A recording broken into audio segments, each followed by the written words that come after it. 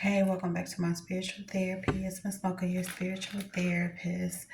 Now I am coming to talk, or well, to finish my study on Deuteronomy, because ain't nothing about to stop me from doing what God called me to do. So it don't matter, what it's looking like, what we going through. God's work must be done, and He got our back, period. So I ain't gonna too much worry about it. This the only one I'm gonna run to and work for.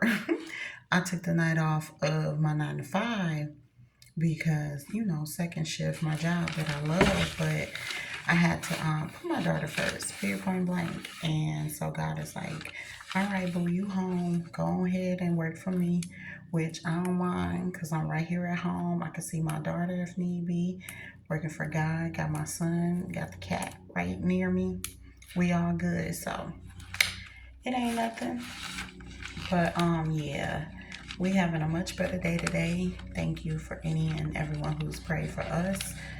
It don't matter if you have or not, because I do all the praying. God hears every single prayer, and He definitely provides. So, we all good. All right, so the story behind the children of Israel. Dang, I forgot what I called it. Led to the promised land, I believe. So we're in Deuteronomy chapter 11. It talks about a blessing and a curse.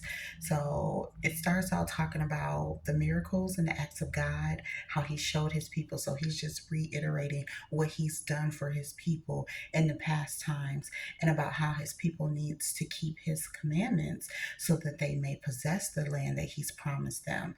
Um, 11:26-28 says, behold, I have set before you this day a blessing and a curse.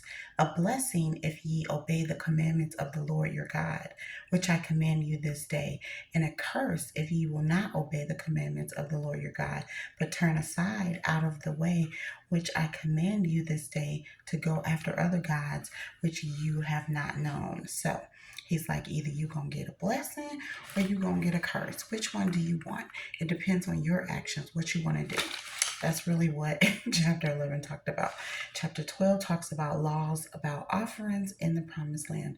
So it goes over what to do once in the promised land, what to eat, what not to eat, what to offer as offerings, sacrifices, tithes, how to act in the land, how not to act. And how not to follow those who were previously living in the land, and not to chase after their gods or do the ungodly things that they were doing. So that's what 12 went over.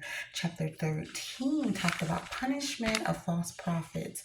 So it talked about prophets or a dreamer of dreams, but it's significant to one who gives signs and wonders, speaking to people and telling them to go after and serve other gods. So this is how you know it's a false prophet, if they're trying to steer you away from God and tell you to go serve other gods or their gods or this God, that God.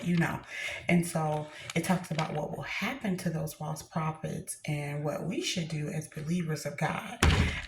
Also talked about what to do if your own people try to entice you and secretly steer you away from God to have you serve other gods. And then it talks about like strangers or people in other cities who try to get you to follow other gods, and what will happen to them as well, and what you should do as a believer of God. So that's what 13 was about. Chapter 14 went on to talk about eating clean and unclean animals, what you should eat, what you should not eat. Talks about the laws of tithes as well in the land. So you want to read these chapters. They're very much important. They're going over laws and regulations for things that God has already spoke about, and new things that He needs you to know once you possess the land. Once we possess the land, I should say, because we're all waking up as being the children of Israel. So our time will come where we will and get our inheritance and possess the land, and He needs us to know how to act, okay? And so I finished with chapter 15 talking about the year release. So it talks about releasing and canceling debts. So owing creditors that lend out money, they should release it and clear the debt. that's between brothers, between Israelites. It talked about how foreigners, still owe the debt or whatever. But if you read the chapter, it talks about how to handle the debts that are owed and how to help the poor and things like that. And then I wanted to just point out real quick, verse 6 of chapter 15 says, "For the Lord thy God blessed thee as he promised thee, and thou shalt lend unto many nations, but thou shalt not borrow, and thou shalt reign over many nations, but thou shalt not, but they shall not reign over thee." So let me read that one more time.